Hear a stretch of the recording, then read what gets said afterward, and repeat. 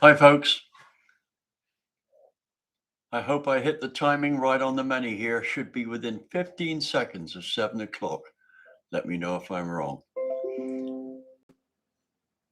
Anyway, let's see where we're going to go here. Before we get started on this in too much detail, while there's not enough people, how shall I say, attending at the moment, let me just say for those who are attending, the first part of this talk is going to be about or where we're at with the competition. Open the door. Okay. Hang on a minute. I think this is Andy just turning up. Is it Andy? Yeah. Right. It's the boss man himself. Andy? Andy? Yeah. I'm broadcasting live here. Right. I was going to give you a call, but I rested a bit long this afternoon, so I didn't get a chance. So you want to put in your 10 cents worth? Yeah. Right. Okay. Grab that chair over there and let's move over. That's a good move, right? How's everyone doing? I don't know. They haven't answered yet. I've only just started Okay. right on time. Well, within 15 seconds. So what do you want to talk about tonight? Well, one thing is the cylinder head deal is going very well.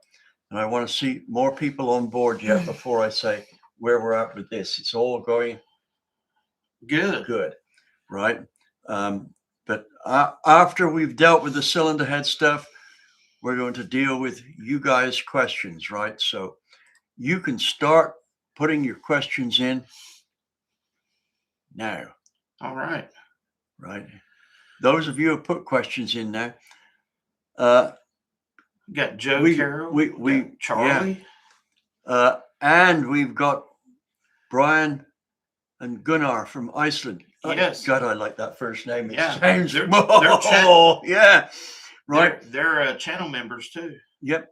And you know, they're I'm getting really pleased with our channel members because there's a bunch of good participants in there, right? Willing to stick their neck out. Now I realize for some of you this might be too much, but don't worry. If this competition goes well and we get good prize money and all that, we're going to do this for members only often. Yeah, that'll be fun. Good. Mayor, right. Mayor, I've forgotten what your first name is. Shh. Right, I There's should do question that. From not sure. And Mike Sperling, right? Mike, let me guess. Your first name's Mike. Lawrence Schneiber. Lawrence, where are you from? Let's know. It sounds like you're from one of those middle of Europe countries there. John Flett. Well, hi, John. Right, we got your problem sorted out, I think, didn't we, John? Mark, yes. Right. Anyway, we're up to a decent amount of people listening now, right? So let me say here that our endeavors to get this competition going are moving along very much to my satisfaction. First, heads. Brodex is supplying the heads, and they are going to supply a trophy. That's not to the floor. Okay. Where am I? There you are. Right. It's going to be about a 2-foot high trophy, right? That's the first thing. Now, there was always a worry about how we get the winner, because we're going to compare it with Eric Weingartner's cylinder head. And Eric has come up with an idea. It's so simple. I can't understand why I didn't think of it. Here's what happens. Everybody gets their head tested on my flow bench over here. Yep. The old Right. Superflow. on the old ye old Superflow. God, that thing is It's probably older than I am. it's Truth be told. right. Now, one thing we have done to it is added an extra Yeah. motor in there so we can flow more air. Yeah, it's been updated. Yeah, and a couple of other things. Charlie's put in a good bit of work on that thing. Yeah, yeah. And now what's going to happen is Eric has suggested that to compare the winner with his head, I send whatever I find to be the most effective head. And it might be let's say it's a toss up between two or the most effective heads. I send them to him to flow test. Then he can compare with his cylinder head on a 1-for-1 basis on his bench. Now we're talking about the Dragon Slayers, right? Dragon Slayer heads, yeah. Okay. Right. And so that obviates any flow difference between his bench and mine. And I have noticed that results on his bench look very similar to mine, but we'll see when the time comes, right? Yeah. Because benches can vary From morning weather, until weather evening. conditions. Yeah, from morning until evening, it'll vary. And what happens if we have cylinder heads with just a couple of CFM difference, right? Yeah. We don't want to get those couple of differences the wrong way around. Now, what else have we got going on the cylinder heads, right? I'm waiting for John at Ferreira to call me back on Monday. He called today and said he was busier than a one-arm paper hanger. So he is going to call back on Monday and let me know how they're going along on a sponsorship deal here for a trophy and valves, right? So we've got that to wait there. I've called Richardson, I've called Richards. Let's start again. I have called Richard at Goodson to get their approval one way or another on a giant trophy, something that's 3-4 feet tall. Yeah. Right. And we will know that probably we're going to do another one of these talks on Tuesday. That will be Tuesday, it's Friday today, 10th, 11th, Saturday, Sunday. Help me out on this. 13th? Is it the 13th? 14th. Yeah.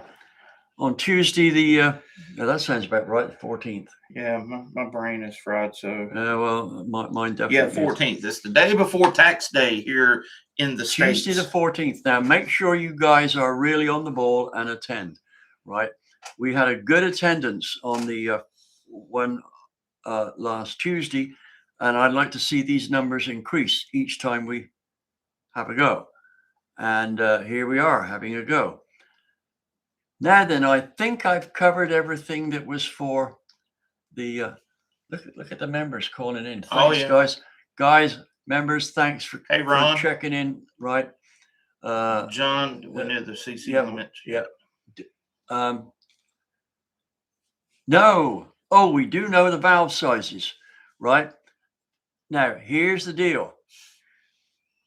I think at this point we have two options: a 208 or a 2.1. Yeah. Right. Eric does the Dragon Slayers in both. Now then, question: is it possible? How possible is it for you porting entrants to get the seats recut if you have to? Because if we do a 2.1, yeah, it allows you to slip with the grinder and still get the seat resurrected. Yeah. So that's the point there. However, I don't want to get in a situation whereby we can't get the seats cut, in which case you need the 208 valve. So there's a point there. So you can now 20 thousandths isn't going to make much difference on the flow. If you're good, it will make a positive difference. If you're not good, putting the bigger valve in will actually decrease the flow from about 150 up. Yeah. If you really screwed it up, it'll decrease the flow, period. Yeah. Right? So what do you think, Andy? Should we give them an option, 208 or 2.1? They can have either, whichever they prefer. Yeah. Right? Now, it's up to you guys. Which would you prefer to do, 208 or 2.1? From Eric's point of view, he said it's no problem either way because he's got heads in either configuration, and he will compare it with the appropriate one. So let's hear a deal on that. Do we know, John Flepp, do we know the CC limits yet? Chamber, since we're not going to skim the heads, right? The CC limit on the chamber is whatever you end up with, right? We don't know the port CC limits yet. That's something I forgot to ask Eric when I spoke to him last night. What bore fixture are we going to flow it on? We're a floor inch 30. A floor inch 30 bore. You can tell I'm tired. Flow fixture. Joe, Carol, DV, will you and Andy attend the Race Engine Challenge? Well, for sure, right? Yeah. So, unless I'm medically impaired, right? I'm going to give you an update. Wait a minute, Andy, move across this way a bit. Right? Okay. I'm going to adjust the lighting here. Hold on. Yeah. So update on the Race Engine Challenge. We've actually had a few people drop out, which the way it worked out, it was one Ford, one Chevy, and one Mopar guy. So we still have 6 competitors, and we are going to be there. It's only going to be Friday and Saturday. I'm going to be doing a full video feature on it on my channel. The thing about it is, sometimes things work out the way they do, but the 16th, my daughter is having surgery. So right in the middle of this, but what a time. Yeah, it'll be fine. So, but yes, we're going to be there for sure. Charlie saying the intake start at 225 cc, I think, talking about the Dragon Slayers. Ron said, DV, I was the guy you spoke with Thursday afternoon, sent a couple of emails. They may be in your spam. So you probably have some emails from Ron here. I'm aware that you sent some emails. I thought that I'd replied to them, Ron. Let me check. I'll tell you what, resend the emails, right? Did you list it under Race Engine Challenge? Oh, you're not in there. Put your what it's about in capital letters so I see, and I'll take another look at it maybe tomorrow, right? That's a good question because Charlie, as usual. Charlie, I know why you want to run the 2.1 because you'll make it work. Yeah, right? Absolutely. We ought to limit you to a 208.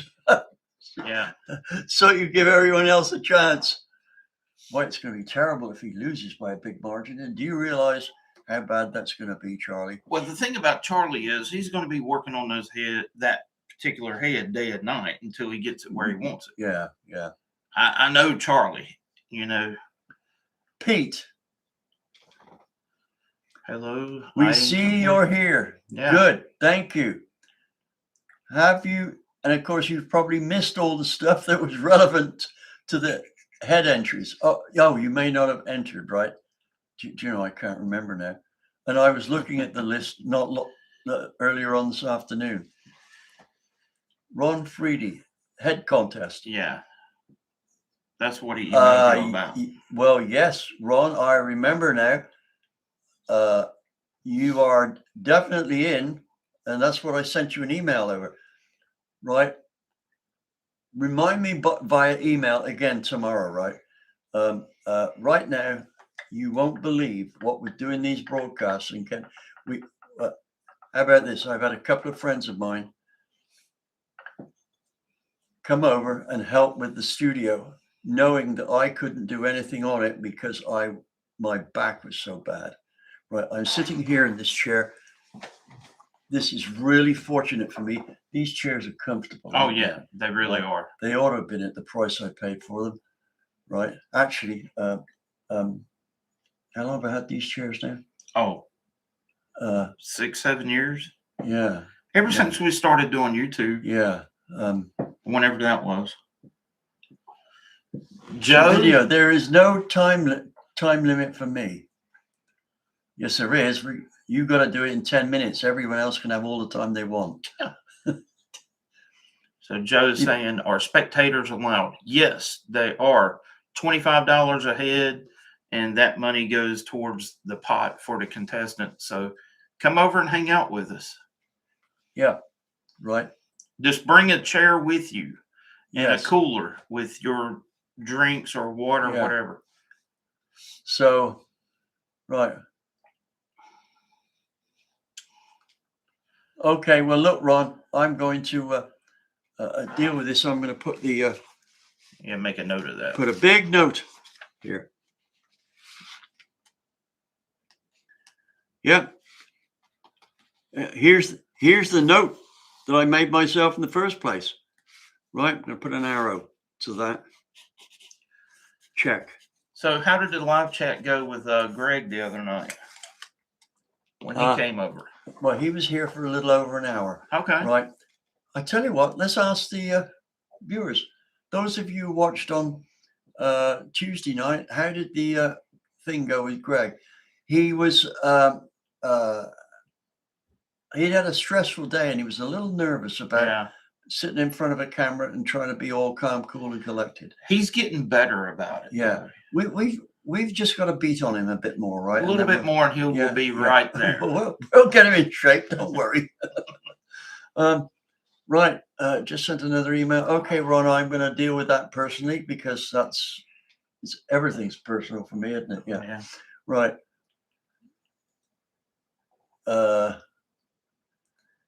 Joe, sometime or other, I'd like to get you on the show here, right? You sound like an extremely interesting guy to have on the show with all the little tricks and the trade that you've got stored up and your overall picture of engine building. That's what I think I would like to emphasize. God, I'm having a struggle with words here. Joe, are you the same fellow that does work for Brent Likens? No. He's the guy. He's the lineman. Lineman? What are you talking about? Cables. Yeah, but I think he's no. He's the one that it's either second or third, and it's all very close. Oh. In the cam shootout competition. Yeah, that's what I'm saying. Right? No, but he works with Brent Likens, I think. No. He doesn't? No. Confirm that, can you, Joe? I might be wrong. You are wrong. What if I'm right? What if I'm right? Then I apologize. That'll never happen. Never say never, buddy. Right. Anyway, okay. I think okay, Lawrence, right. He looked fine. I didn't notice anything. Well, normally he's very good in front of a camera. Other than sometimes he can go too fast. Yeah. That's enthusiasm. It's enthusiasm. If there's one thing Greg is enthusiastic about, it's engine building. He gets carried away, right? You don't see it when Andy and I slap him across the face and say, slow down. Yeah. Right? We have to rein him in from time to time. Occasionally we have to throw a bucket of cold water over him to cool him off. But Greg I is tell you what, a great dude. He's a great guy to work with. Absolutely. Right. Let me tell you something. If it wasn't for Greg, You wouldn't be here. I wouldn't be in this beautiful house of mine now. Mhm. Right. Greg was one of two guys that made it possible. Right. No, how should I say it? There's nothing for him to gain, only time to lose. Right. And yet he stepped out and helped me out greatly. So I'm kind Then of I would have never indebted met to- you. I would have never met you if it wasn't for Greg then. Really? Because I you wouldn't can't have been, remember that far back. well, you wouldn't have been in the Charlotte area. Oh yeah, that's right. He was the reason why you came Right. to Charlotte. And the other person to help me out was Don Lucito, Mm. the retired boss from Ultra Pro. Right. Don, well, I can't say enough about Don. He walked a plank for me. Don To is make an sure that exceptional person. I was very ill with pneumonia, multiple attacks of pneumonia, and a heart problem when I came over here. And that guy literally adopted me as kin, helped me out. Right. Yeah. Just, I don't know what. When I first met you, we were working out of his Don's shop over there Yep. in Charlotte. So anyway, okay, let's you have go. a look. This is a good question.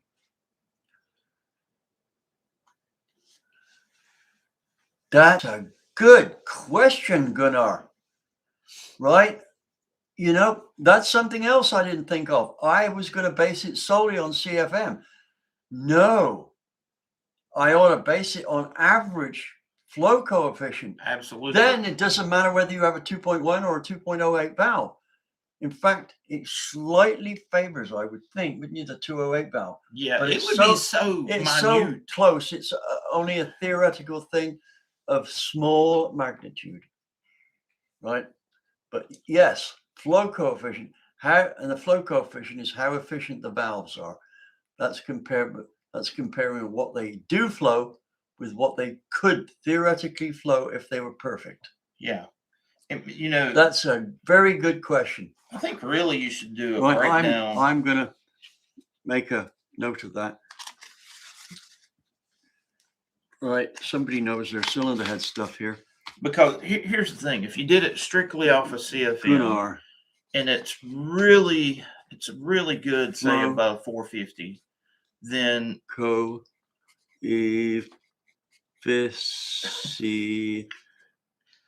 you should see what he's writing over And here. right, and I'm going to put that down in front of you, right? Yes, But I think that we will go that way. Average flow coefficient from 100, or where we start, 50, yeah, 50 50 up. Right? Now you're going to flow up to 700, 800? No. Or are you going to go That's to 1 inch? Glad you brought that up. I thought about this afternoon.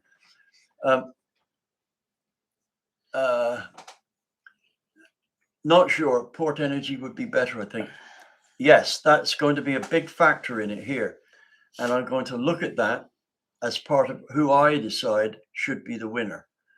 And then when I send it on to Eric, he's going to have his thoughts on it. And if they aren't the same as mine, I'm going to send my squad round to see him, right?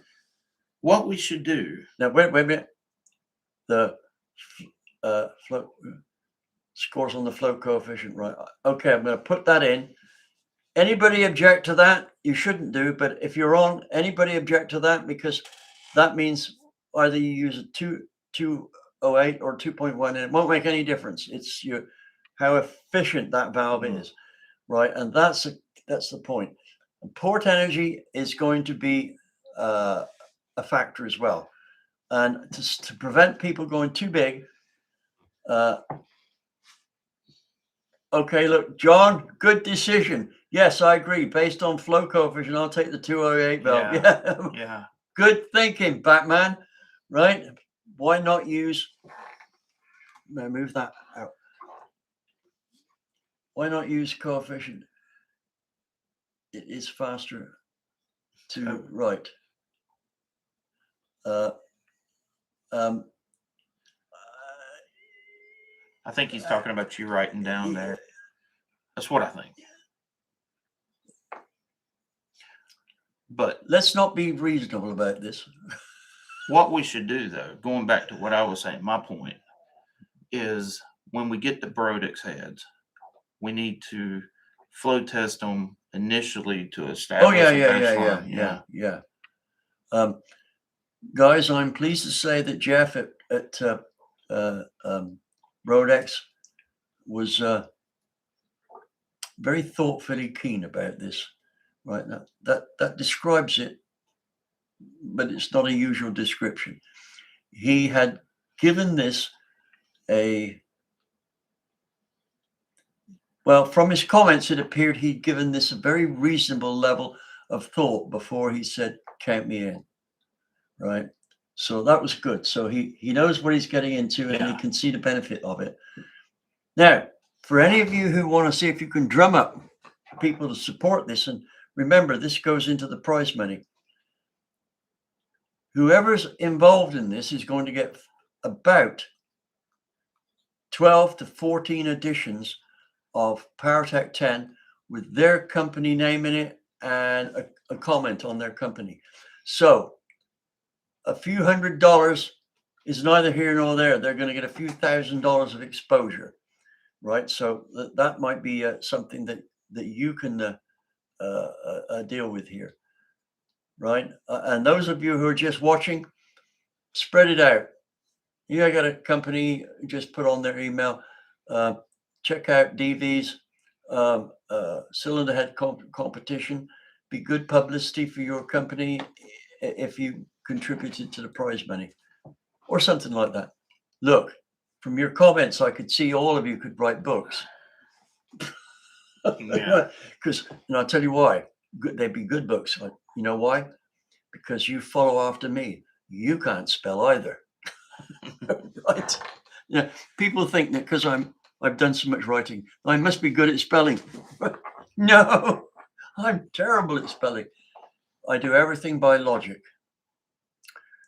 Why not use it? It's funny. Will we get extra points for anti-reversion mods on the valves? For example, you know, I had thought about doing the anti-reversion, and it seems to me that yes, it's something I'd like to talk about, what the flow is at, say, 100 lift backwards. And I might do that. That's Gunnar again. I got a sneaking suspicion he knows more about this than we do. Yeah. Yeah, right. Could be. So we could be. Now, this anti-reversion is very important. So let me just branch off just for members only here and talk to you all about this. Reversion in your system can screw up power faster than you ever imagined.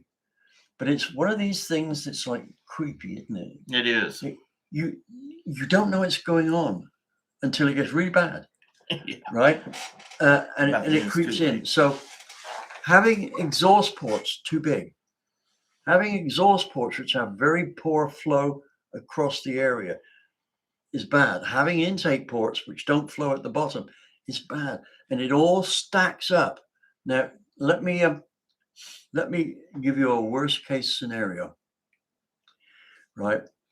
Way back in the days when I was racing 1000 Mini, we had 1000 Cooper S. However, we had limited budget to actually race it, right?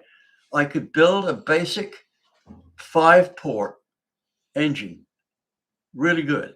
But of course, we were racing against 8-port and sometimes twin cam 1000 Minis.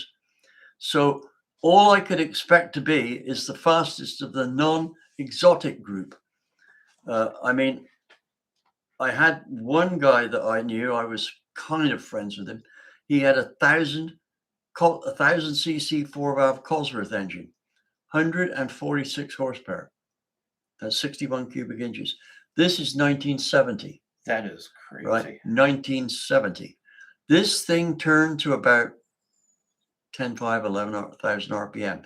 It was faster than the next class up minis, the 1300s with 5-port heads, right? And So that's what I was up against. But never mind. I was out there racing a competitive car for what it was. Now, we couldn't afford a side draft Weber. They make the most power. A good steel intake manifold, chrome plated, so it reflected the heat from the exhaust, right, was the way to go with the Weber. Now, what we had was a homemade intake manifold. It was made of copper tubing, the bent bits, and it was brazed up, right, it looked very nice. I did the brazing and shaped all the stuff in it. And had it chrome plated, right? The carburetor, we had twin 1.5-inch carburetors, which were tweaked. And I had a ram stack on there, which I made up the tooling for to be able to make them in bulk. I think we made several thousand of them, right? And sold them.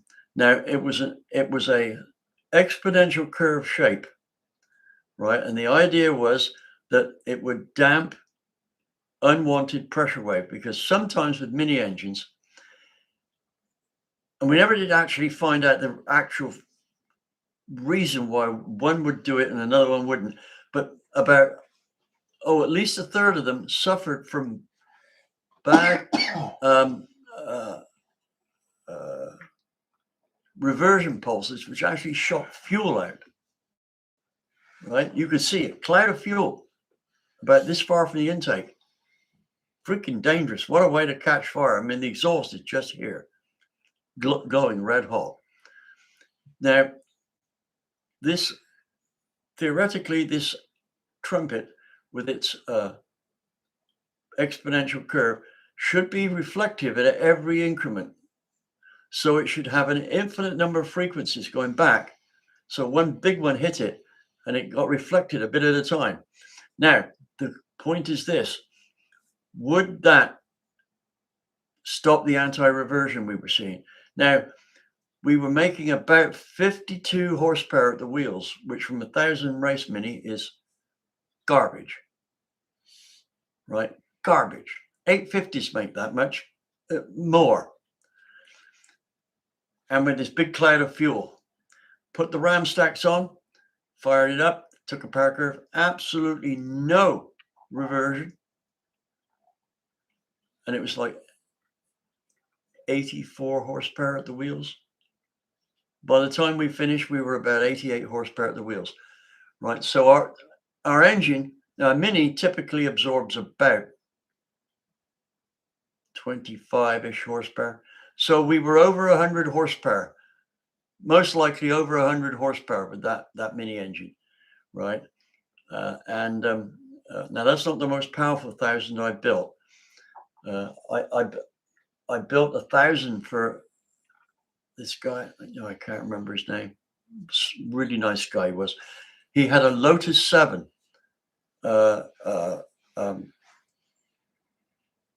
sports racer to race in this certain class of sports racer. The Malik U2 was the most favorite car to race, and I got a story about that. But the thing is he was the only Leyland powered car in the group. Everyone else in the 1,000cc group had a Cosworth engine, 4 intake ports, 4 exhaust ports, downdraft head, you name it. And those Cosworth engines were screamers. My guy won the championship. The last A-series engine to win the championship. That engine made 100, it was either 111 or 113 horsepower on the dyno. And he beat the Cosworth engines. And I rebuilt one of these for a guy, and that made 132 horsepower on the dyno, reliably, just gone all the time. So when we talk about a 10 horsepower driver, well, that guy was 113. He was more like a 15 or 16 horsepower driver. He made up for that. Now, he didn't win every race or anything like that. In fact, he only won, I think, about 2 of those races. And I think that was when his driving skills really showed up, was when it was not on a very good track. And the other times, he was consistently 3rd or 4th, even 2nd a couple of times. Whereas the guys that won one race were 10th in the next one, right? So consistently has a lot to do with winning championships. Anyway, what else do we have? Will we get extra points for anti-reversion? You did. on Yeah, that multiple- was it. Yep, that's the one we just covered. So I wouldn't do it, but it helps. Now, wait a minute. For example, the exhaust valve can get a bit more flow with a back cut, but it causes reversion. So I wouldn't do it, but it helps. Now, you've got to be careful here. Yeah. The reversion on the exhaust port has got to be able to, or the value of it, it's got to be able to offset the value of having good blowdown. And good blowdown means the highest discharge coefficient possible when that valve comes off the seat. Now, when that valve comes off the seat, we're looking at up to 120 psi in the cylinder.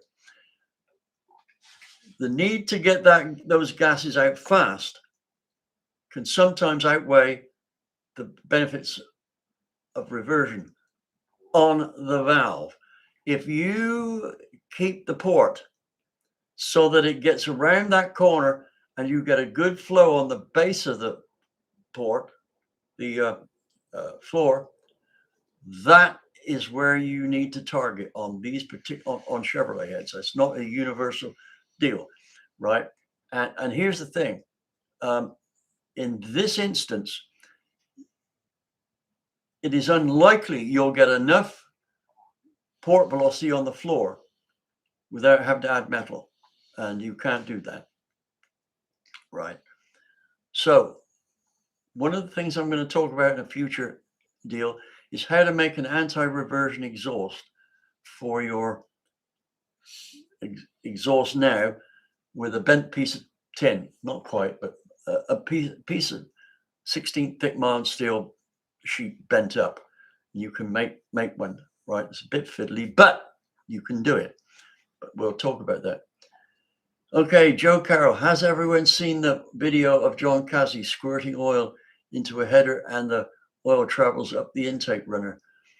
When people talk about reversion, this always comes to mind. Interesting video to watch.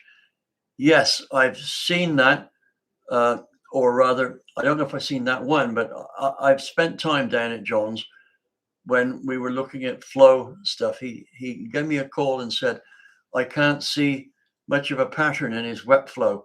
I went down there and it was the most perfect wet flow I've ever seen. So the pattern was, it was even. I have never seen an intake port. This is an intake port so even with flow. And that turned out that was one of his best cylinder heads, right? He had a similar example head, which didn't have good flow there. It didn't have good anti-reversion. No, it didn't have as good a flow distribution and wet flow. And it was like, 80 horsepower less. Now, that sounds like a lot, but I mean, we are talking about engines that make 1,500 horsepower. Right. It's still, if 80 horsepower at that level, you're done matters. for. You're done for, right? You're absolutely done for. Yeah, it matters. You're either first with the 80 plus and last with the 80 minus. Right. I believe we're going to learn a great deal from your cylinder head challenge. I'm looking forward to staying tuned in on this. Right. Okay, Joe. Good. So we have your support. Great. Could you tell other people about our challenge? Because I don't know if you know it, but you're a pretty well-known name around on the internet as far as people like us are concerned. Right. Right. Joe, I believe we're going to learn. No, it was just Joe. Thank you for sponsoring. Thank you for sponsoring the event. You're very welcome. You're very welcome. Right now, then, where were we? We were going to.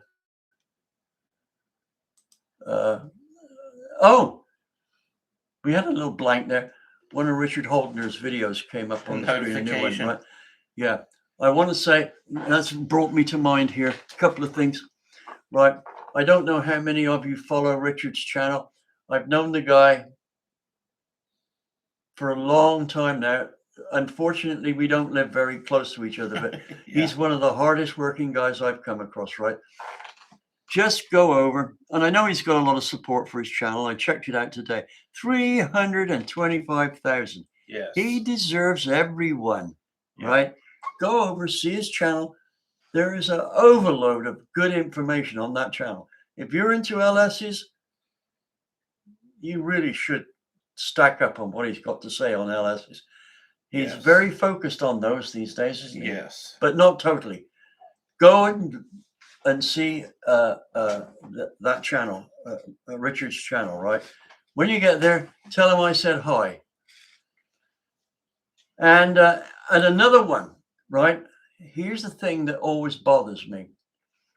Sometimes I think I don't spend enough time. Well, Andy, I'd like your input on this. Okay. I don't spend enough time bringing beginners up to speed so that they can slot into the community, right? Andy's much better Yeah. at it than I am. Andy's, well, I think we share one thing in common. We explain difficult things at a much lower level in terms of understanding than the difficulty they embrace. So Andy is a good place for people to start basics. Yeah. And you know, And work their way into the middle of the field, right? so when we started this whole YouTube thing, Yep. and we came under the umbrella of Motor Tech, you know, Yep. that was our intention. You know, Yeah. was I was going to cater Yep. more to the novice that's just getting started Yep. into the hobby. Yep. And then if they grab a hold of it, then But that wasn't exclusive. Sometimes I'll do a beginners, and sometimes Andy will climb into the higher echelon. yeah. And usually when he's got physical proof of it, so he can demonstrate it. But anyway, what I was going to say is a channel that I've watched almost every one that's come out. Gold's Garage up in Canada, Alan Gold. Yeah. Right. That guy, he's an older version of Andy. Yeah. Yeah. Right. And he's how shall I say, a matter of fact guy. Here's what the dyno said. Here's why I think it did it. Right. Now, sure, that's his opinion. Here's why I think he did it. I don't know how many hours, years he spent doing this. Right. The guy must be 70 odd. Right. Yeah. I Alan, don't think so. I hope I haven't got that wrong. Right. My apologies if I have. But he's great at explaining stuff. So if you're a beginner, or even if you're not, just go and check out Alan Gold's channel, right? Gold's Garage. I think you'll find it very interesting. And I think what'll happen is you'll get to like the guys he has on there because they're down to earth, build it at home guys, aren't they? Yeah. Most of the time. And it's good info developed from, in some cases, probably developed from as much as a combined 100 years of experience. Yeah. Experience pays off, right? When I get old, I'll know all about that. John saying, Andy's video helped me a lot when I started getting into carbs. Really like your dual quad videos. Thanks, John. You know, but that's a prime example of what we were talking about. Yeah. I love doing carburetor videos. Yeah, that's it. That's one of your fortes. But you know, there's so many carburetor videos out there, and I think I'm about ready to do another one. Yeah, really. Yeah. Tim Howard 6049 Gold's Garage. Yeah, that's the one. DV, break things down into a thank you, Lawrence. Yeah, I try to do that, but I feel I often more often than not target people who are already able to put an engine together. They may only be basic engine builders, but they already know how to turn a wrench and put an engine together. What I try to do is get them to understand the physics behind it. Yeah. Because with that, they'll figure out a lot of stuff by themselves. I give them one fact and they realize that this goes on to several others, which they realize without my input, and so gives them an understanding of what's going on, right? Yeah. So anyway, don't forget those two, Richard's channel and Alan's channel, right? And when you go onto Alan's channel, say hi to me. I sometimes post on there, but say hi from me, right? Yeah. I think my next carburetor video that I'm going to do when we're actually on the dyno is something that you touched on, I think, in one of your last lives. How you can have the same air fuel ratio. Remind me to comment on that. Okay. Is how you can have the same air fuel ratio with multiple jet air bleed combinations, Yeah. and what you're actually doing when you're changing air bleeds and emulsion sizes, because and the power difference, there will be a power difference depending on the intake combination that you're running. I think that's quite a good subject to cover. Yeah, Andy, you were saying about in one of your videos, I think you mentioned you can have a small air corrector and a small jet. Yeah. Versus a big air corrector and a big jet. Mm-hmm. And the air corrector that's putting the most air in the fuel, but the same amount of gasoline goes through, works better. Yeah. And that's because it breaks the emulsion. The more emulsified, let me put it, I don't know how you put it, probably put it easier. The more emulsified the mixture is for a given amount of fuel, the better it will burn. And usually the better it burns, the more power it makes. Certainly the better brake specifics it makes. Yes, you will see all of that on the dyno. Yeah, but very few people calibrating a carburetor will go to the lengths that Andy does. Most people say, well, there we are. We're 13 point, Whatever. we're at 13 or 12. That's close enough. They could be 15 horsepower off. Exactly. Right. And here's the worst thing. The next test they do, that jetting may be nearer correct in terms of, it may show the same fuel air ratio, but there may be stronger pulses or something like that, which emulsifies the fuel better. Well, and it makes 10 horsepower more. It's nothing to do with the change they made. Well, it's just same difference if you run the same carburetor, say on a dual plane versus a single plane intake. You're going to have to change the jetting because there's less pulses in the single plane. So you're going to have to, and fuel droplet size matters. Oh yeah. Because and who talks about it? Yeah. Only us. Yeah, we're the only ones that I know that talk about this stuff. And the other thing it doesn't get talked about is you can tune that to your heart's content on the dyno. When you get to the racetrack, you're going to be in a different situation because now you've introduced G-forces into the equation, and the fuel is forcing its way back in the manifold. It's crazy. Yeah. And I remember years ago, we did some fuel tests. And I think I was working under Dave Braswell's supervision here.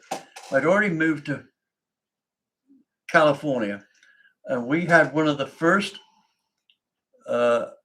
engines out on the track with an oxygen sensor in each exhaust. And a friend of mine, Al Nemo, a friend of mine from Turbo Techniques in California, his friend had made up a unit which lit up all the cylinders on a bar that went on the dash, right? So what we did here, and we didn't have data acquisition back then as such, we mounted a video camera. So it looked at these, and you could see the tach by it, so we could see what happened. And of course, since we knew how many frames a second were going through, we could stop it at each frame. Oh, by the way, this was a film camera, not a video. I should have said it was a film camera. So when the car left the line, all the front cylinders went lean. Yes. Literally. I mean, to the point where they were off the scale, right? And all the back cylinders went rich. they were probably at their limit of, Yeah. and then some, because I think the O2 sensors are good round to about 9 to 1-ish, somewhere around there. I Yeah. can't Once you remember get now. past that, it just completely flat. But they were washed. Yeah. And it wasn't until the car put the wheel down that it kind of got good. And it wasn't until we were halfway down, no, 2/3 of the way down the drag strip, that the power we had on the dyno was anything like the power we had in the car. And anyway, that was a big deal of organizing the fuel slosh. Yes. And I say we came up with it, but under Dave's, he sent us different float bowls for different methods of controlling it. And basically had two types of float bowl, one for road racing and one for drag racing. They were ones that were practical. Now, he had some super trick system that I don't believe he ever marketed that pretty much fixed that problem by about 98%. Yeah. Right. I'm not going to go into that now.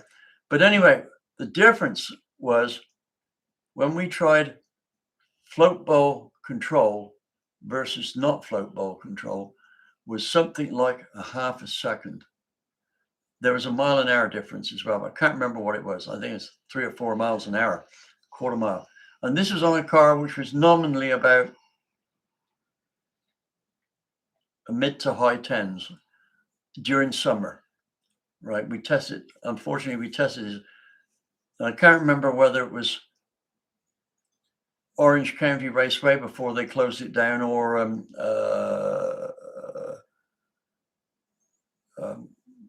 one by me, where I used to live in California. Bottom of the hills. You look up and there's the hills. Inside, just offside of San Bernardino. You know it. I know it. We can't think of it. Yeah. Right? It's where Paula Murphy had her chronic accident. Yes. Paula Murphy. Not Paula No. Murphy.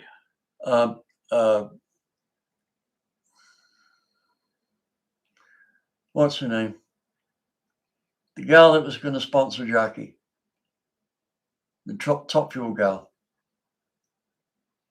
Oh, this was about 5 or 6 years ago. No, this was 25, 30 years ago. Oh, I have no idea. She had an accident and almost cut her in half. Yeah. Right? God, I apologize to her for not remembering her name. That's brain surgery. Anyway, it was over a year later, she came back to Top Fuel, and they said her Top Fuel license had lapsed. So the first run, she couldn't go over 180. Right? 315 miles an hour in her first run. The crowd went wild. I've never seen a crowd get so emotionally wound up. There were hats flying everywhere. In fact, if you looked at it through the haze of hats, it looked more like a swarm of bats or starlings. Right? She had this film made, Heart Like a Wheel. Oh, you're talking about Shirley? Yeah, Shirley. Yeah. Sorry, Shirley. I can't believe she got burned really bad, not cut in half. She was almost cut in half, right? This is what she told me. Yeah, well, right. I'm not getting this secondhand. And she was burned as well, but that wasn't her. According to her, that wasn't her main injury. At least that's the way I read it, right? And yes, that took some testicular fortitude. 315 miles an hour. It was virtually an all-out pass. First time back in the car.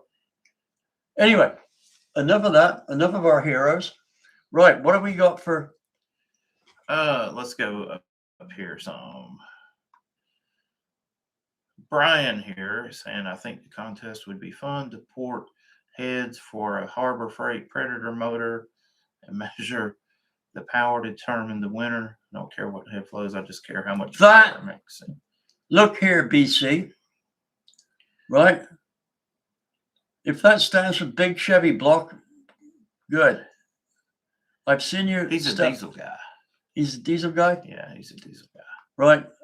Can we have your name up here? Because It's you Brian. often, it's Brian? It's Brian. Brian, thank you very much. That's a very good comment there. You know what? I am going to seriously look He has into a really that. good channel too. He does? Yeah, he does a lot of like. I should be on industrial your stuff. channel. Yeah. Right. Tell you what, Brian, give me a call when you can on the top secret business only number. That I'd like to tie up something here with you and what you think on this test to see how we might structure it. But I think that was a brilliant idea. No, I've got a brilliant idea. You Or got one? Andrew does. Hi, We're- David and Andy. David, please make a video on your old road race cars and show us any old. I could do a history video of your road racing cars from back in the day. You could? Yeah. I shouldn't have said that. Right. When Andy says he can do something, I have Well, you never know I known love him. doing history videos. Yeah, he does. He does. He loves doing history. I don't know where he finds out some of this stuff. If Andy says he's going to do something, Yeah. that That'd the be fun to intent do. is always 100%. The time scale might be something different. Yeah. Right. It takes Because- a while to do those type videos. Yeah. But it's not only that. Andy, unfortunately, has more enthusiasm for cars than he has time. Yeah. He's like me. We have to apologize for that. And I have We- a full-time job Yeah, and family. And, you know, historically, you've had some difficulties with your families, with Oh, yeah. medical things, Yeah. what with medical problems and operations and all that. Yeah. It's been a freaking nightmare. Look, let me tell you something. This is how closely linked I am to Andy. If he's down in the dumps, I get down in the dumps. Or In vice versa. Sympathy, right? Andy has had to deal with family medical issues to the point where I would have given up. I really would have done. And that's one of the reasons I respect this guy so much, is because he hangs in there come hell or high water. Yeah. And I have to say he's a better man than I am, because I would have given up on it. Right. And he's had those things to deal with. And yet here he is, Yeah. still full of beans and still full of enthusiasm. That appreciate somebody you has saying that. got personal courage. Yes. Right. Thank you. Right. Anything else? Yes. Uh, Oh, just one thing. Just make Where do you sure want that to go? well, CB Brian, so think about that and get back to me, right? And I'm going to put that down as almost a definite certainty. We're going to do that, right? What's that? The Briggs and Stratton or whatever it was. Oh yeah, the Predator engine. Yeah, It's a single cylinder overhead valve. Yeah, You could buy a head for like $100. Yeah, I mean it's super cheap. yep, and it's super quick to change them. Yeah, it's not hard at all to do. Right, Don Dotterer. Right, Alan Gold's a great guy. Always answered my question. Well, I told you he was a great guy, didn't I? Right. I'm glad people. I like it when people agree with me, I wonder. right? Especially about opinions.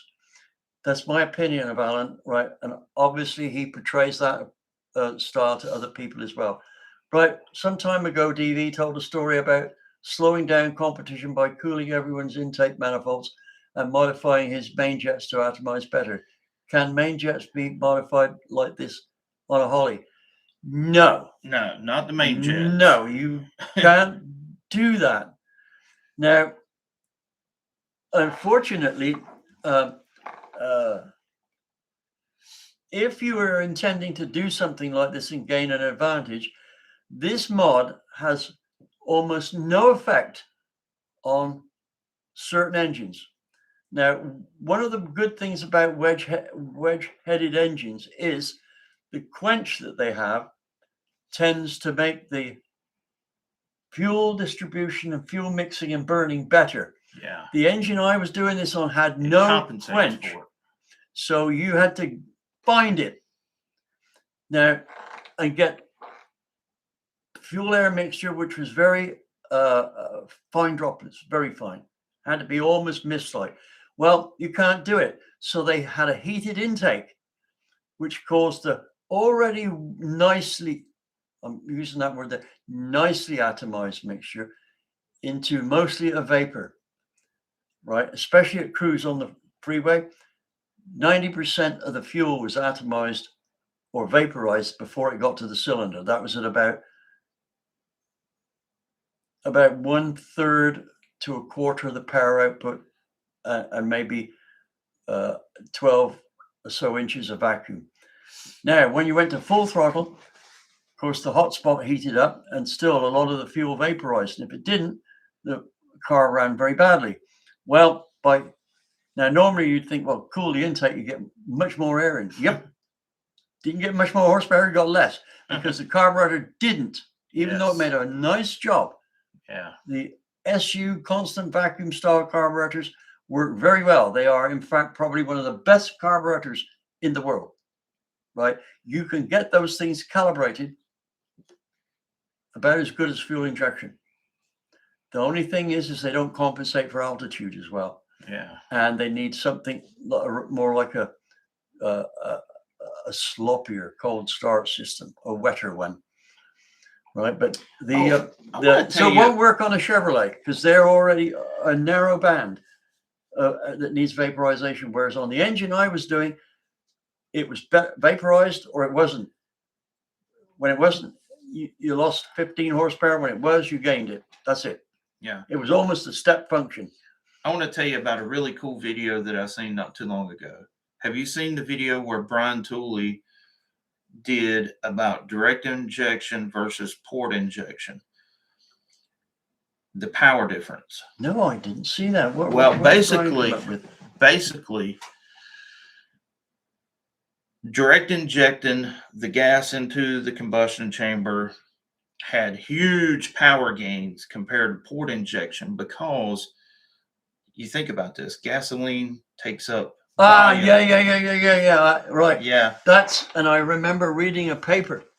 I mean, so that's pretty interesting. By one of the German engineers. It was translated into English because the only German I know is Focke-Wulf 190, Messerschmitt 109, yeah, and Achtung. Yeah. Guten Morgen. No, actually, I can speak German. Berlin. Right. Now, anybody know? See, this is something that. No, let me finish this off. He calculated that squirting in the fuel into the cylinder so that it didn't vaporize in the manifold, and you squirted it in at high pressure directly into the cylinder, should be worth about 5% power. So the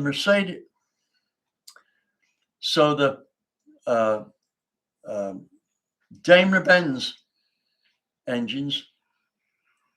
Now, Mercedes. Greg Gordon's going to correct me over this if I'm wrong. Yeah. Greg's airplanes, right?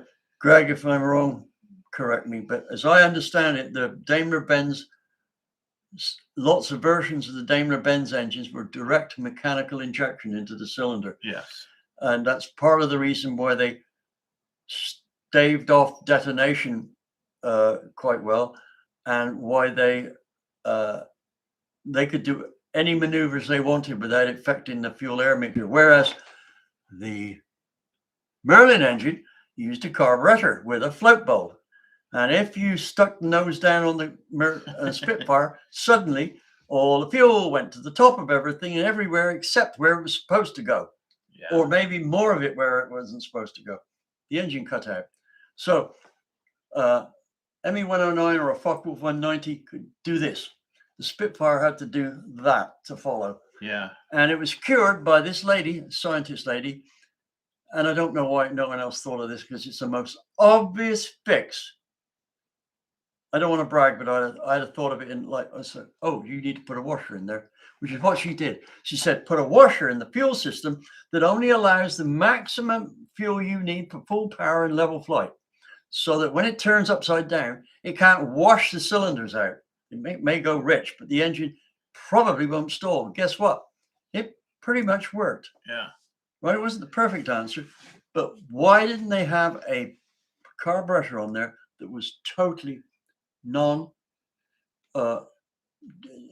didn't matter what universal orientation carburetor. Yeah. Right? That was bad. Well, you don't know here's what the you other don't thing. know. Yeah, here's the other thing. Right? There was a big horsepower jump when 140 octane fuel arrived at Liverpool in a tanker from America because they were normally running on, I think, 100 octane fuel. And when they put 140 octane fuel into a Merlin engine, the power went up by virtue of the fact they could spin the supercharger faster and put in more boost. So literally, the planes would land on Monday night, and Tuesday morning they had 200 horsepower more. Yeah. Boy, I'll tell you what, that really screwed up the Germans, because Spitfires were then suddenly noticeably faster than the ME-109s. They could climb faster, right? They could go faster in a straight line. Anything that resorted on power, and they could hold turns longer, because when they bled power off, they had more power to replace it or partially replace it. So they could maintain a G limited turn longer. And so suddenly the Spitfires had their score ratio. Now, I'm not sure if it's right. Greg will correct me if I'm wrong on this, but it went up about 0.4 of a point. I think it was like 1.2 to 1, and it went up to 1.6 to 1. So it definitely, now here's my point. In 1940, they had all the chemicals that they needed to make their 100 octane gas into 140 octane right there in England, and nobody saw it. Didn't do it. Yeah. Right. So, here's my opinion of what we saw in World War II. With the exception of a few brilliant engineers, which I just think are out of this world, right? They've been blessed by God to be engineers. We needed the average competitive racer, like take any top NASCAR guy, any top Cup car guy, any pro stock engine builder, they would have out-engineered people in World War II by a country mile, right? They would have. Racers rule. Yeah. Right. I cannot understand how some of the things which I didn't know they did back then, I came to that conclusion just like that. And I know other racers like me who have seen a problem and fixed it just like that. Yeah. And that problem was existent in World War II, and they did not fix it just like that. It took them years, right? If we'd have had racers in charge of building aircraft or overseeing aircraft construction and building of engines in World War II, we would have taken a year off the war, right? Our bombers would have been flying 5,000 feet higher and 20 miles an hour faster, right? We would have used these engines in that. There seemed to be not enough of this. How much horsepower can we get out of this engine? And if it's 20 horsepower more than that engine, why are we using that engine? Sometimes there's a good reason. It's lighter, it's more available, etc., etc. Sometimes it's like they put an engine in it and forget that airplanes are nothing but a means to fly an engine, right? The engine is the all-important thing, or the power-to-weight ratio of the engine is the all-important thing. And it really gets down to the fact that every airplane is really a race car with wings on, right? And we are into race cars. So, guys, you're missing your opportunity. You should have been born and been adult for World War II. You'd have shortened the war. Good for you. Wasn't that a round convolute way of saying? So we had a question here. 1850. Connie, 1850 boost reference. What power valves to start with? Have read 4.5 to 10.5. I think the 10.5s are a better starting place. And then goes on to say it's a 671 on a Cleveland, 10% over. So basically, by going with the 10.5s, you got them boost reference underneath the manifold. I think you're probably going to be closer to that 10.5. So, yeah. Because what that's going to happen is it's going to bring the fuel on quicker. Yeah. Yeah. And note that. And that's going to be pretty important with the blower. You got a lot of essentially dry parts to wash, haven't you? Yeah. Right. And here's the other thing. Is it a straight cut blower, most of them are on it. If it's a spiral one, you need to figure out that it's going to wind the fuel more to one end than the other, Yeah. right? Mopar Man 78. I watched a great video about indexing spark plugs positioned at 10 or 2 position with open side of the ground strap facing away from the valves where the air fuel mixture runs along the chamber wall. Yeah, this business of indexing plugs, it keeps cropping up and cropping up and cropping up. Now, I'm not saying there's nothing in it, right?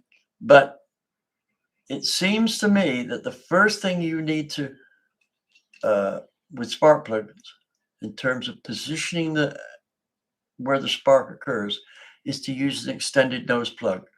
There's absolutely no doubt in my mind from numerous dyno tests that an extended tip plug is almost always, at least 9 times out of 10, better than one that's flush, especially in a big block.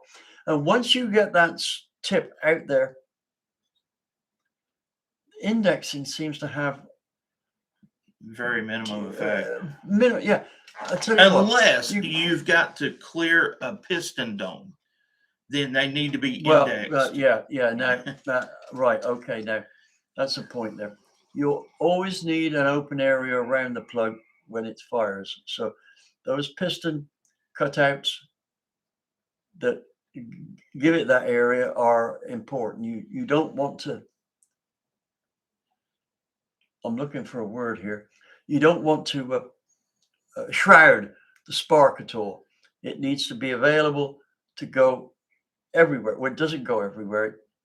If the swirl's that way, it tends to go like that, right?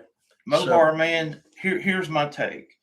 I went down this rabbit hole on indexing spark plugs, made a dyno pull with them unindexed, spent a ton of time putting washers underneath them, getting them indexed perfectly, made a dyno pull, and guess what? It overlaid the previous dyno pull. Yep. I mean, it's not a smoking gun that people make it out to be. If you see 1 horsepower, that's about it. But and 1 horsepower at 800. But you're not going to see an improved performance from it. You're better off testing spark plugs. Yeah. Right. Different brands. You'll get more of a difference. But I've been down that road, and if you're interested in power, usually a simple, regular, ordinary copper plug plug like one of my favorites is the used to be a division of Ford Autolite. Yeah. Plug. That's what I run in. Plain ordinary one with the tip done, as I've often said, grind a radius on it and move the tip so that the electrodes aren't over like that, they're like that. And that's the gap there, right? That 9 times out of 10 gives me the best results, or as good as any, straight off, with a spark plug costing 1/5 of the price. Now, they don't last, right?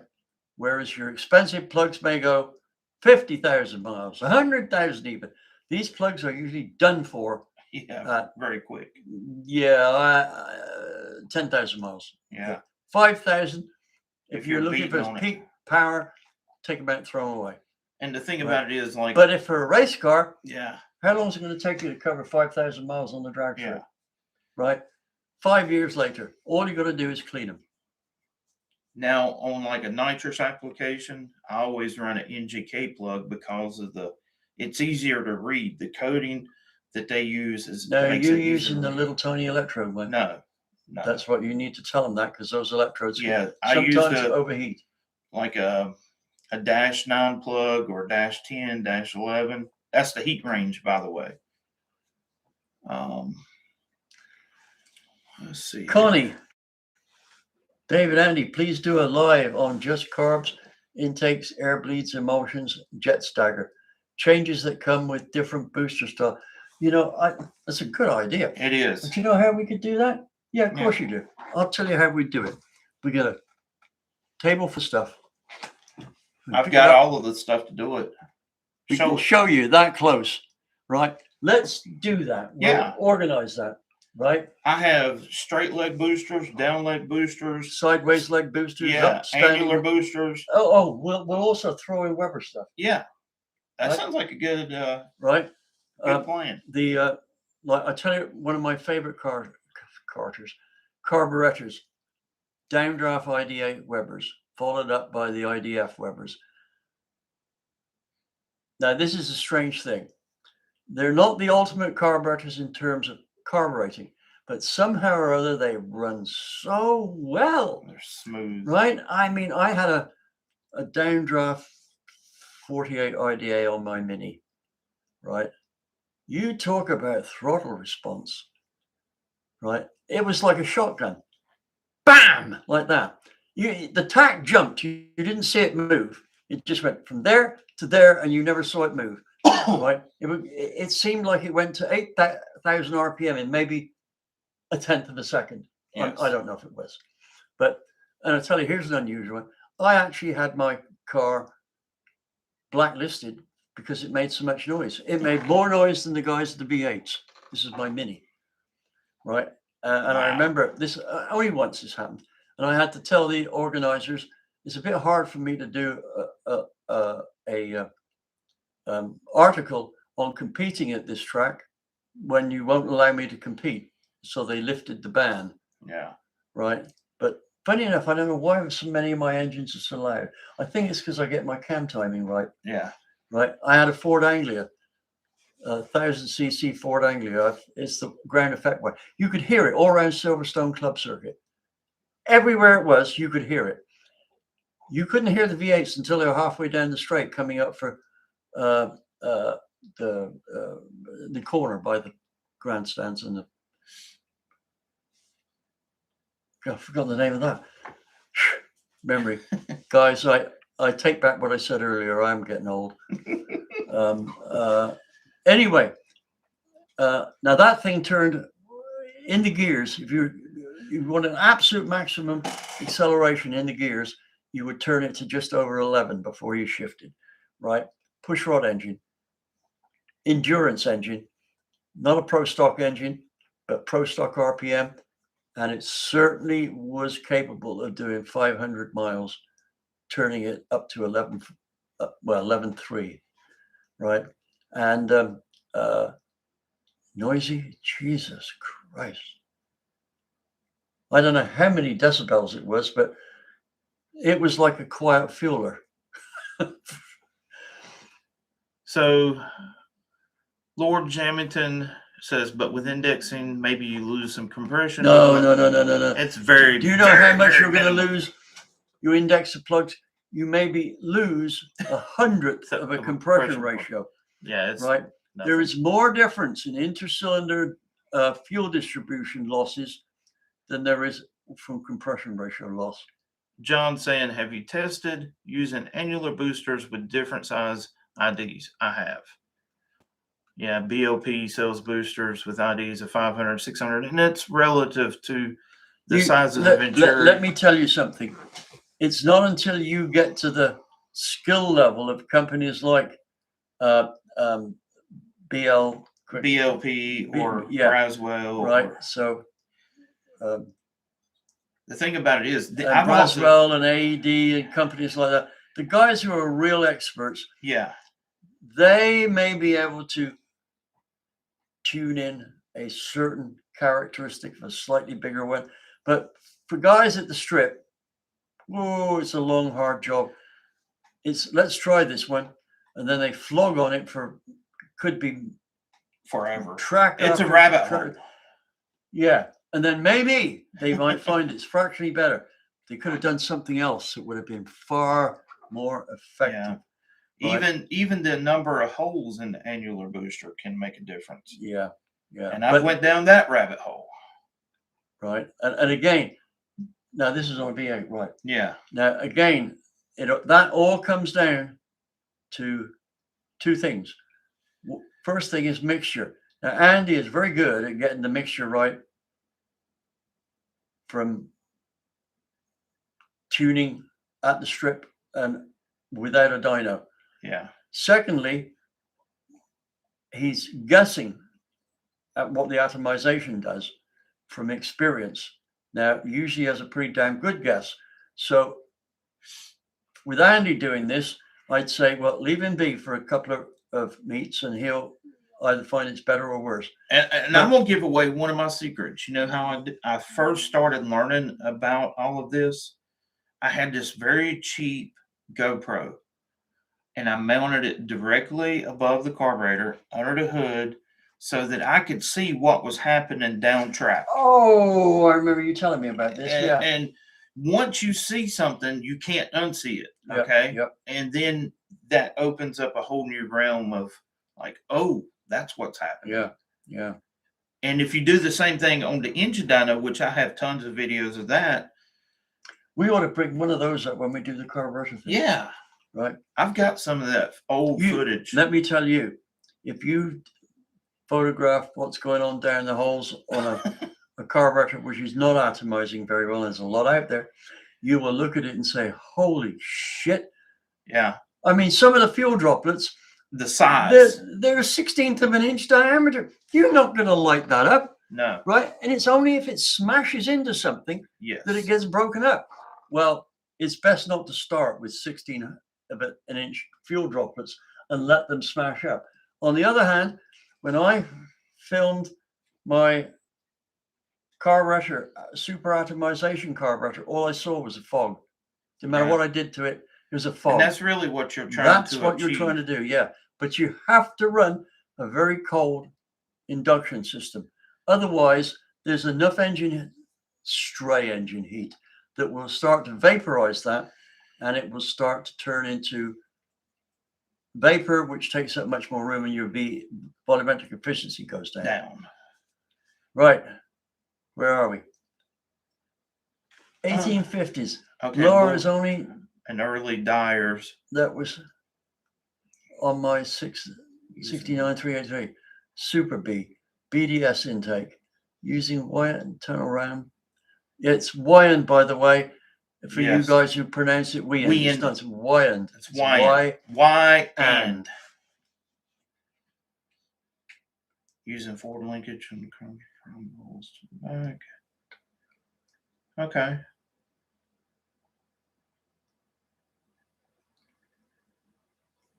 Thoughts. You've actually typed thugs. No T in it. Yeah. Can you believe I actually found a spelling mistake? That's because it wasn't phonetically. If you'd have typed THOTS, I'd have read it as thoughts and thought nothing of it. Have you guys checked out the homegrown Swedish turbo builders with 600 up to 1,000 horsepower from 2 liters? I have not. 1,000 horsepower. Look, I did something close to 1,400 horsepower from 2 liters 25 years ago. Come on, guys. That's nothing special. 1,000 horsepower. I'm hoping to make more out of that from my street Mustang. Yeah. Got to get a block, though. John's asking, is more holes better or worse for atomization? Well, if it's a tunnel ram application, I'm going to say more holes are better. And if it's, say, a typical single plane intake, less holes is better. That's my general rule of thumb when I'm going into it. That's how you most often find it. Look, here's... And then you have to... Before, let me just the say... size of the holes. This would justify everything you were saying. Yeah. Right? And I think you'll agree with this because you've heard me say it before. Carburetors are female. They are. They are. Fuel injection is male. Yeah. You tell them what to do with a fuel injection. You tell it, do this, this, this, this. You command it. You command it. Carburetor, you have to convince it to do Finesse it. Yes, right? So all carburetors are girls. All carburetors are girls. So if you can't persuade them, you're not charming them, right? I told was over at the dyno with my engine, and Wizzo. Greg and Dennis was over there, and I told Dennis, I said, look, I said, carb is like a woman. I said, you've got to finesse her to get her to do what you want. Yeah. And that's what it's about. You know, actually, when you get into carburetors, you'll realize that that statement Yes. is about 99.9% true, right? And I think that's why I love carburetors, because they're all girls. Yeah. Well, and the thing about it is the simplicity of it. I mean, yes, it seems very complicated in the beginning, but once you understand the circuitry of the carburetor and know how to make changes in each circuit, it goes a long ways. You know? That's exactly right. Years ago, and I think this was just after World War II, some very prominent scientist guy who was into engines, and I can't remember who it was, and I don't know if I ever knew, in fact. He said, a carburetor is a wonderfully ingenious device for giving the incorrect mixture at all engine speeds. Yeah. Right? But it is today's carburetor. If you know what you're doing, you can calibrate it under a given set of conditions. We won't consider going up and down yet.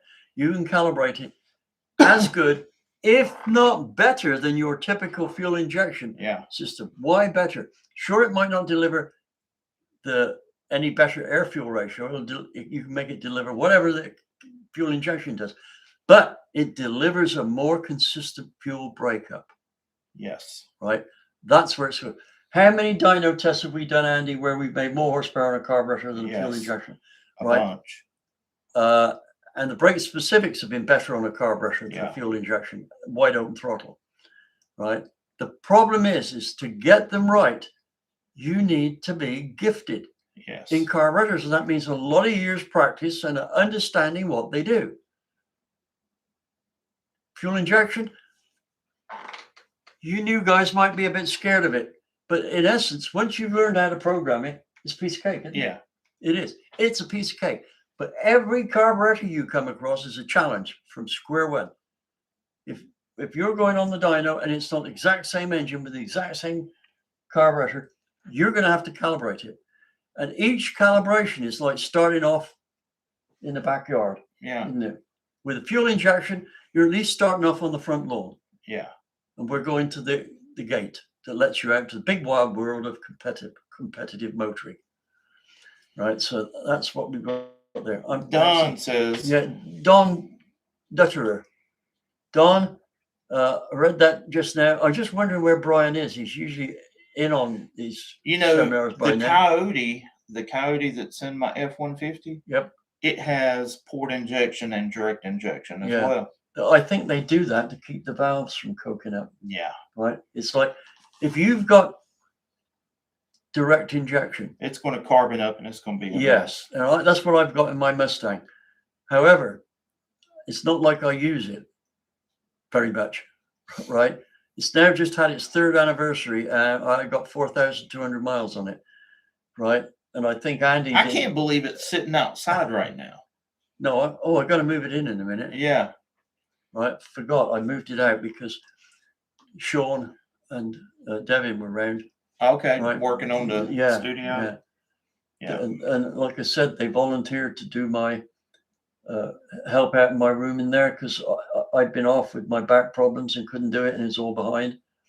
So they came in, they put a piece of ceiling up and cut the rest of the floor out. So they put in about 8 man-hours of work, and they're faster at it than I am. Right. The F1 guys in 1987 with the BMW 1.5 liter turbines were making 1,300 horsepower. Yes, they were.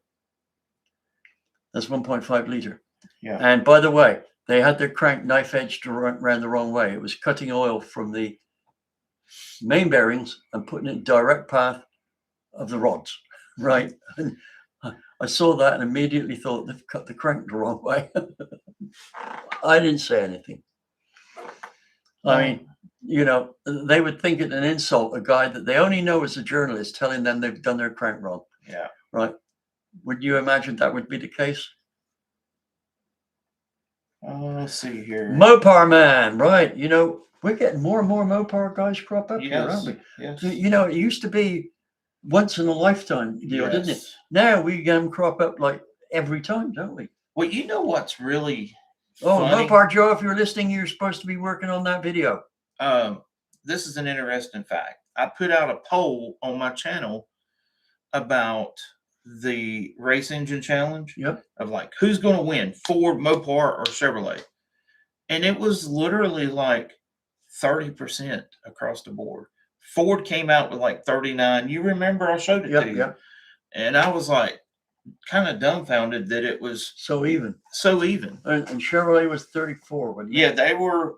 Ford actually had more people vote for than the Chevrolet, Yeah. which I'm kind of curious to And see. the Mopar came in third, probably only because that's the least amount of people in the poll. But I actually think the Mopar might be the top dog. I Well, might be wrong, but there's know, some heavy hitters coming. If it was a late semi-Hemi, right? I heard people say, yeah, but it's not a true Hemi. Like that was a put down.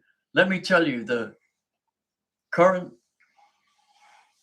Hemi engine is the best Hemi engine they have ever made. By period. far. Right. Yeah.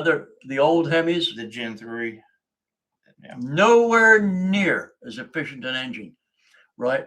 And what kind of bothers me is, except for one or two cases, I don't think anybody, Bob,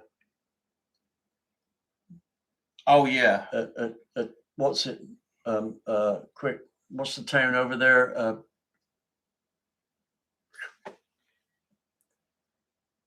Never mind. It'll come to you. Yeah. His Hemi was really powerful. It's the one that had the wouldn't start problem in the competition. It kind of looks like somebody might have sabotaged his engine. It's a possibility. It ran perfectly down here on a dyno, which was very similar, and it made buku horsepower. Yeah. Right? It did. And Bob's good at building engines. So if I was going to put my money on an engine build, if we had to start from scratch, I would start with that Mopar engine. Gen 3. Right? It You might know, take a bit more of development work because there's not as much out there. But maybe we could talk to Greg. I would love to see an LS versus Gen 3 Hemi versus Coyote shootout on horsepower per cubic inch. no re-aspirated. Yes. The Coyote has a disadvantage because, well. Oh, you mean not all at 408 cubic inches? Yeah. No, just at that size. Yeah. Like Right. whatever engine size. Displacement versus Power. power. No, Power per displacement versus RPM. Yeah. To get the airflow through. Yeah. Right. I think it would be interesting. I think that would be. Well, but we'll see what you. It's up to you guys. Yeah. Remember, our channels are guided by what you guys want, not what we want. If you guys want it, then it's only becomes a case of whether we can do it or not. That's isn't right. it? We will And put if in we the can effort. do it, then it'd be like, Yeah. hey, let's do this. When do you decide to go with big lifters in a big block Chevy, 903 or 907? Question. No, a statement on my part. Believe it or not, I can't remember what the biggest size you can take a stock lifter bore out to on either a small block or a big block. I know they'll go to 903. Yeah. And I would think if you've got And a that's big the block, typical. they probably go to 937. Now, what's the advantage of a big lifter? More velocity, right?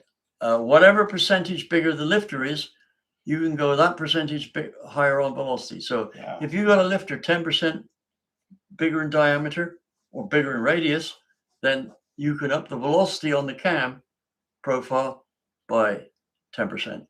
Yeah. Right? Now, a flat tappet cam in our typical Detroit V8s is very limited because of the lifter diameter. Now, think about this. There's only a limit to how much you can step it up with rocker ratio. Yeah. The higher in rocker ratio you go, the more surface pressure, I'm using the word pressure, Yeah, because that is it's the opposite. that is the thousands of pounds per square inch of the contact there goes up.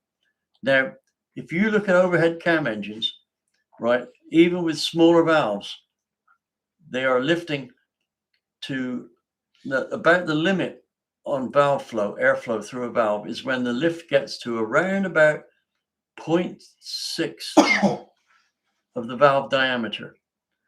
Now, a lot of overhead cam designs use a big diameter follower. I mean, it's this size. Yeah.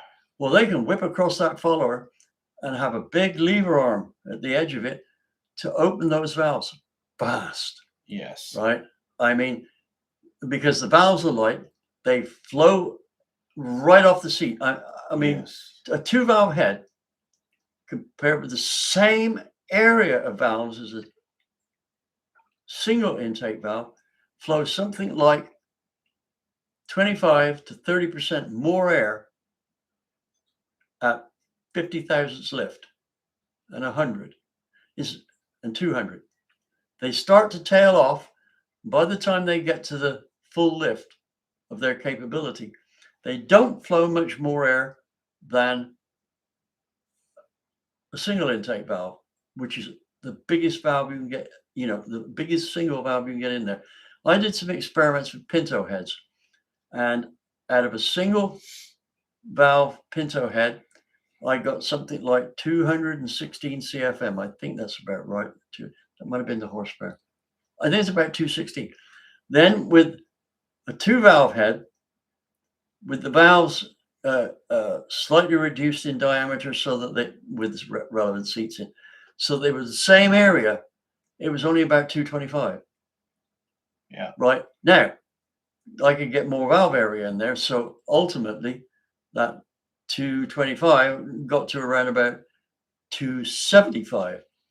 Right. And it was accessible, boom, like that. Whereas the single valve, you had to open it to get there. The flow curves look like this: 4-valve, like that. The single valve, like that. All the way up to full lift flow, it was worse. Yeah. Right. So that's your advantage with 4 valves per cylinder. Somebody's going to ask, what about 5 valves per cylinder? I've never really seen a real benefit from those. It's like added complication for no great results. Answer to a question that was never asked. Where's that? No, I'm talking about 5 valves. Oh, yeah. Like, why? Why did you do this? Yeah. Oh, and somebody did an 8-valve head. That's insane. And I thought, no. So John here is saying, someday I'd like to build a hot 6.2 single overhead cam Ford engine. So do we. That's what okay. Let me give you some history here. About 5 years ago. Is it that long? Yeah, every bit. We did some flow testing on a cylinder head. Bone stock. Those heads went over 315 CFM, something like that. Yeah. With a minor cleanup, didn't even really change. We didn't change the valve size. We were up over 370 CFM. The problem with that engine is back then, cam cores and the rocker arrangement, there is this little swinging foot that pivots on the top of the valve as the rocker articulates, and that foot moves. So basically, you would have to have Jessel or T&D to build a custom rocker for that engine to really see the benefits. And there's a little hydraulic lash adjuster in the tip of the rocker. But architecturally, it is a modern day camera. Make no mistake about it. Yep. Oh, that's one thing. Yeah. We actually found that stock, it flowed more air than the original camera engine was when it was set up for a race. Bingo. Right? So how good is the cylinder head? Which is always, there's two things you judge ability of an engine to make power. How good's the head? How strong's the block? That's it. Right? They appear to be a pretty strong block, don't they? Absolutely. And there's actually people. The head is probably one of the best best OE heads in the V8 world from Detroit. Yeah. Two valve heads, right? They flow like the proverbial toilet. Yes. Pretty good. And you can get them to next to cut car level with minimum effort. Yeah. Oh, yeah. They will flow cup car numbers, weren't they? Yes. Right. And I'm trying to remember. It appears a pretty good rock solid head, doesn't it? Yeah. So, And the other problem is with that engine is it is freaking huge. The width of that engine, fitting it into a normal engine bay, it can be done. People's put them in Fox body Mustangs, things of that sort. But you're looking at having to have custom headers built. There's actually a company now making custom intake manifolds for them.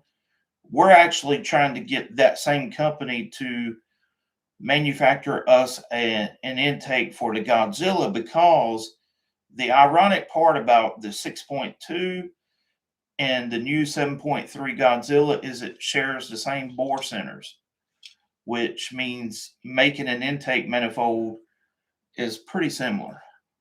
what about cylinder head? Could the Godzilla cylinder could head the that we- Godzilla cylinder head be replaced with the camera head? No. Not even if we filled up and welded up all the bolt holes and drilled them on? Well, you probably could make it work. Because if it's got the same bore center, that's a Yeah, viable thing. it's possible. Anybody want to comment on that? Not now. It maybe has the next never one. been done. It has never It's been never done. been, as far as we know. Okay, well, maybe we should look into. Here's the point. It would be interesting. Andy to and put- I turned our brains inside out and upside down, seeing how we could make the 380 something inches of the camera motor into a 427. Yeah, And we could not come up with anything that looked like a reliable setup. and you can put a 7.3 crankshaft into the 6.2, and it comes out to be about 410, 411 cubic inch, something to that effect. Right. You know, we might still take a look at that. 'cause Yeah, I would. Well, here's the other thing. The valve covers.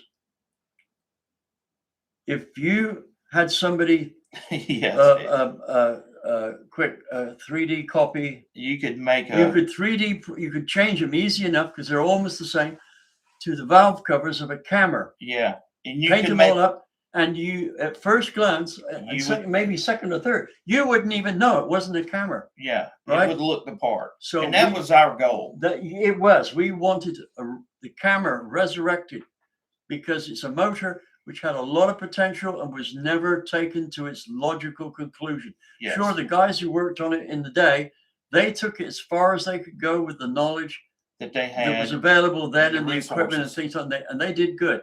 But you ask any of them, did they reach the ultimate goal? No. No. They said there's still a lot of things we could do to this, but no one's paying the bill now. Yeah.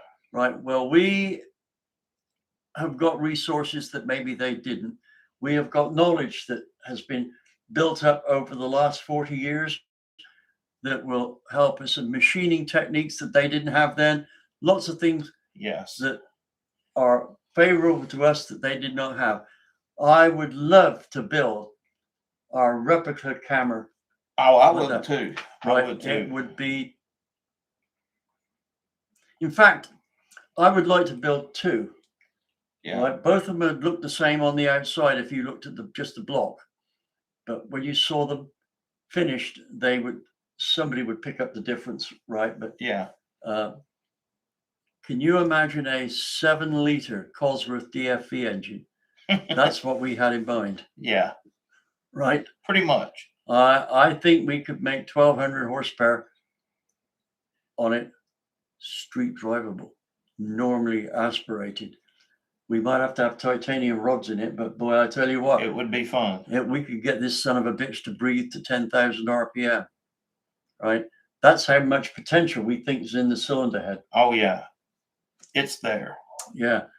The The problem, we didn't have the money back then. Oh, minor detail. Minor detail. You know, don't you wish we'd been born rich instead of sit down? Oh my God. Do you know we would have so many toys that would be unreal? We would work ourselves. We to would death. have so much equipment. Right. This is from John Flatt again, right? John, I was planning on welding up a cheap FE intake for the 6.2. You could do that. The bore center is Yeah. fairly close. It's amazing what you can do with welding. Yeah. I've just got a cheap welder which was 3D printing is the way to go it now. was Though. $50, and I was going to get some rods for it today. I didn't ended up with too much office work, but I'm going to see if this thing works. It might be a great idea for most home people like us. If you see a little split in the head, you might be able to. I got a technique that possibly weld it up. It will weld up a lot more if we heat the head up first.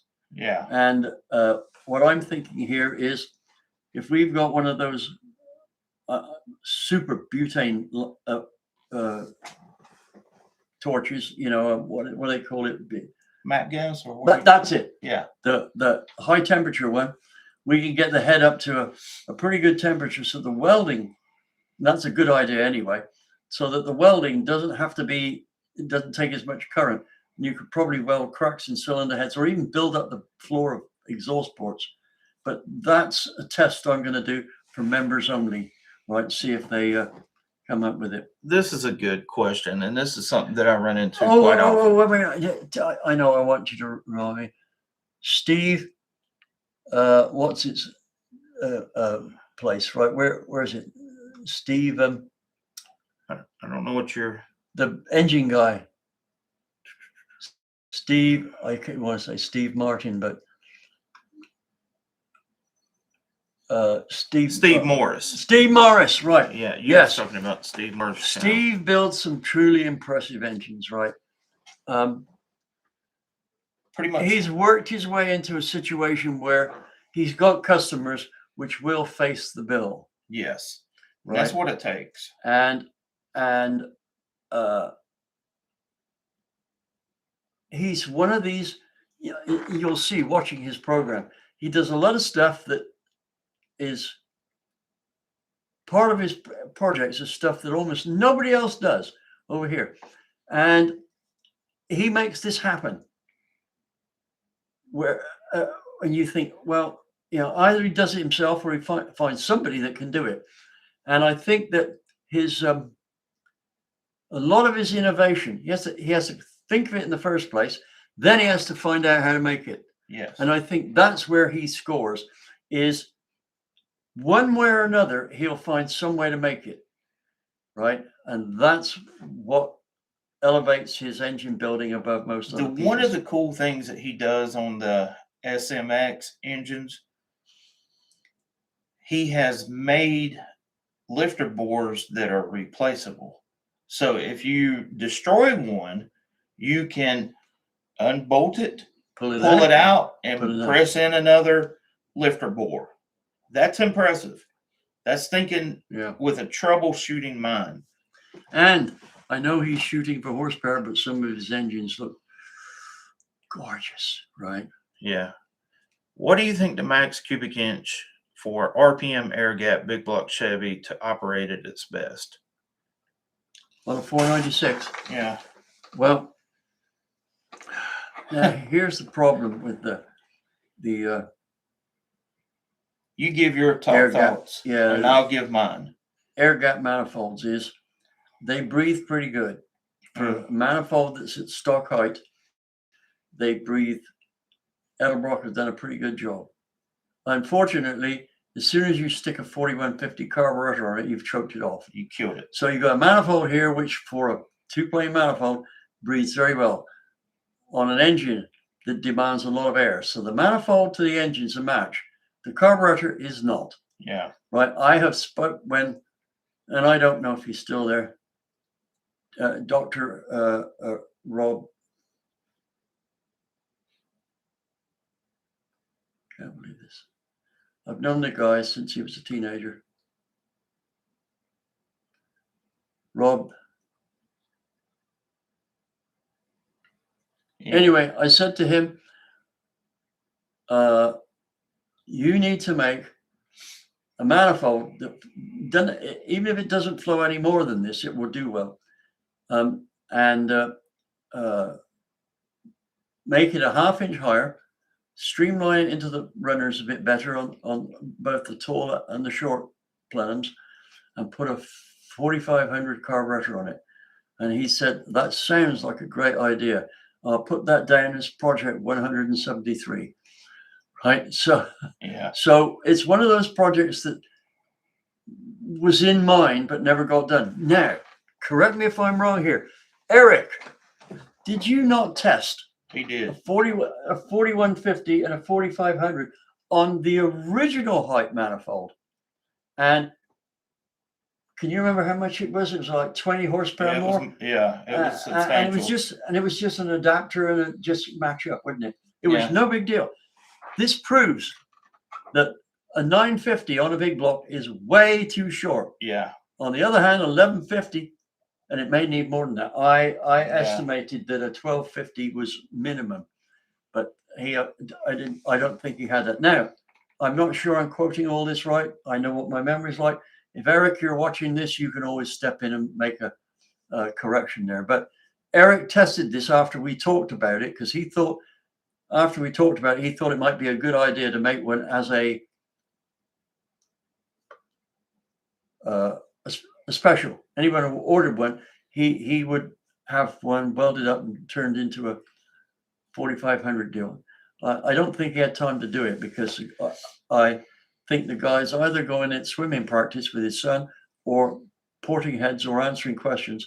And I don't think he gets time to go to bed. I don't think his wife would recognize him. No, probably not. But my take on the air gap is, what are you trying to accomplish with a 496? You're trying to, you already have a abundance of torque. Okay. So it gets to a point, let's say 700 horsepower. Okay. Which is unless he could be shooting for a truck engine. No, that's true. Right. And that is true. It could be something with a, like a 280 lash hydraulic roller. Yeah. Right. So it's a short cam. He wants all the breathing and that he can get without having to go over 5,500 RPM. If that. That would be the manifold with Yes. and this is the other thing I think Eric told me. It made more horsepower almost everywhere in the road range. Right. So great manifold, not a bad carburetor. Yeah. Insufficient CFM carburetor on it. Question: why is the polyquad so expensive? Doesn't cost me a thing. Well, that's a rude answer. Yeah, come on, dude. Right. But it's involved in setup time and machining different seats. If it was productionized, yes, put on a production ramp, on a production line, the machining costs compared with the regular head are virtually zero. Yeah. The cost of making the valves is incrementally small. So on a production line, a polyquad head may cost $1 more than a non-polyquad head. But when you're doing it yourself. So that means on the car, you're going to pay $4 more. Yeah. Right? That's about the ratio of one to the other. But if you're doing it, that's another thing altogether. Right? When I first did it, the valves, the new valves cost $1,100 for a set of 8. Right? Bigger intake, smaller exhaust. And that's a big fee to make when you already got a set of perfectly good valves for a 4-valve head. Yeah. Right? Then you got to sink all the valves on the exhaust side so they are below a certain, let me flatten out the plane. So instead of valve angle being like this, they're like this. The intake's got to go. The intake has got to go down. Exhaust. Intake, exhaust. So that this valve here lifts about a 1/16 before it's level with the intake. So the gases tend to want to go over the top of the intake, which is still low, and out. Now, if I got that right, exhaust. No, yes, that's right. So when the intake opens, right? Yeah. The intake gases flow over the top of the exhaust valve and out, rather than being the same. They go under because this is where the depression is. But they come in at high velocity, and it's hard for them to swerve under here, even though they may be less pressure there than there. The kinetic energy they have takes most of that gas over the top, right? And that allows more flow down the other side of the exhaust. It's complicated. But if you look at it on a generated deal with the CFD, you can see that putting those valves different like that favors the far side of the exhaust valve and the near center of the intake valve, so that you get more air coming out over the top of the valve than under. And this valve is bigger than the intake valve here. So what happens is now it's two intake valves, so that the smaller valve flows less initially, at least. Yeah. This valve opens, right? A lot more air comes out of here. So it's not, the air coming out of here is not as dense or not moving as fast. There's not an amount of it. It wants to go that way, but it gets hit by a stronger stream coming this way. So it tends to swirl the mixture. Which is Air, which most you say, yeah, but we've got tumble. Great, you got tumble until the piston comes up to the top of the bore, and then it's virtually gone, right? By the time you get to 11 or 12 to 1, any tumble the cylinder head had is probably gone. On the other hand, any swirl that it had has probably intensified, because as the piston comes up, there's these patches of quench. The area gets smaller, so it's like a skater. They put their arms out, they slow down. When they bring their arms in, they speed up. So they go around. Now, the swirl, the tumble that was going on before gets to rotate that swirl. So it's a swamble. Twirl. So the center of the rotation of it is offset to the spark plug. So here's the center of rotation of the swirl, and it tends to go around the center like this. Tends. Note that word, tends. And the spark plug's here. So now there's motion at the spark plug because it's not in the center. Think about this. If you have swirl that's perfectly centered, the spark plug still isn't seeing any motion. No, because it's in the right, because it's in the middle. It's in the eye of the hurricane. Right, and this is why when people say, "Yeah, look, it's got a centrally placed spark plug," well, you know what that means? The plug is not in the best place to light the mixture, right? And so many people think because it's in the middle, it's all even. Oh, I guess no, that's simplified way too much. The best ignition you can have is not from the center out, it's from the outside in. Now, there was an invention which the gasket company, whatever it is down there, were licensing, where they had the spark plug in the gasket. It wasn't a spark plug, it was spark plugs. They had about 10 spots all the way around the gasket with electrodes in, which fired. So it fired from the outside in. What a difference that made. Now, but the problem was, it means when you wanted to change spark plugs, you had to pull the heads off. Yeah. However, if I was designing a racing engine and we weren't using laser ignition, that's the way I'd do it. Yeah. Right? Any more questions? Yeah. You're doing well, Andy, here, right? Look at this. It's already nearly 9 o'clock and you said, no, I thought you were going to stop 5 minutes. Yeah. Right. You made the show. Look, did. guys, I often say, Andy, how good he is at something, and he doesn't believe me. He thinks I'm just flattering him. I want you guys to compare my show from Tuesday to this one here. How much livelier is it? We have a good time together, though. This guy inspires me, right? Literally. And it sounds like I'm hogging the show here. It's his fault.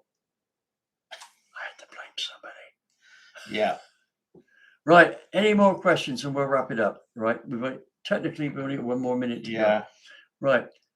At one time, Edelbrock did make a dual big plane for 4,500. For 4,500. I've seen those at swap meets before. I'm sure tech has come a long way from. Yeah. You know this was in the I've early 70s. never seen one of those. I could pull thought up. I knew every single intake ever made for a big block. I'm going to show you a picture of it. Really? I've had my hands on one before. I've never seen one. If I can find a picture. I bet it's not an air gap one though. No, it's not. I bet you it's not a good design in terms of airflow. It's not. Right, that's why it failed. Right, okay, so I'm still justified in saying put a 4500 onto a regular air gap. Right, blend all those things in. If you can go to a 1-inch spacer Okay, and, here it and do a is. bit of welding around the platform, It's you called can this- really get- The C454, and this is what it looked like. It's the older runner design, basically like what a performer would have. And I'm going to put this up here so that you can see what. Yeah, they can see that clearly enough. Yeah, so you see it's a 4500 flange on an old school dual plane intake. Yeah, maybe that could be made to work. I don't know. But I I've have to had my play. hands on one of those before. So, okay, one more question. Now, Steve Martin, yeah, it's called a Torquer 2. Now, surely the Torquer 2 was a single plane, Yes, and it had these runners which went across. and they That were was a angled, terrible manifold. and Right? I don't know who came up with that one, but they should have been shot. Seen one. There is a guy willing to send one to Dave if he can get it back. No chance if it works. yeah. It was his dad's. Carter Lee, let's talk about that, right? You've got my business only phone number. Look, if you guys don't get me, leave a message, right? One of the things I have to continually do, and I'm suffering right now, is drink, right? My mouth's drier than whatever. The only reason I'm going here is you guys, I think we've had a better time than they have. Yeah, for Right. sure. Thank you for entertaining us, guys. Thank you for You- tuning in. You've been really good. I don't know what it is, but we seem to attract very Engaging. engaging audience, right? Yes. I don't know. We could be imagining it, right? We No, we it's might true. be thinking we're better than we are. I definitely believe that we have the best audience who watch our channels. Yeah, I yeah. 100% believe And that. I got a bone to pick with Brian why he didn't get on the channel tonight. I need to talk with Brian because we need to coordinate We, with the I race know he engine had some chancellor. stuff that we needed to know, Yeah. but right, he's probably busy building race engines again. Damn it! Yeah, Right. such a problem. Okay, guys, we are going to sign off now. Hope And y'all I have wanna a great say night. Thank you very much for your attentive returns here. It's all been quality time for us. Hopefully it has been Absolutely. for you. Now, I plan on doing another one next Tuesday, 7 o'clock. Tell everybody Yep. we'll be here. Take care. See you on Tuesday. Andy, thank you very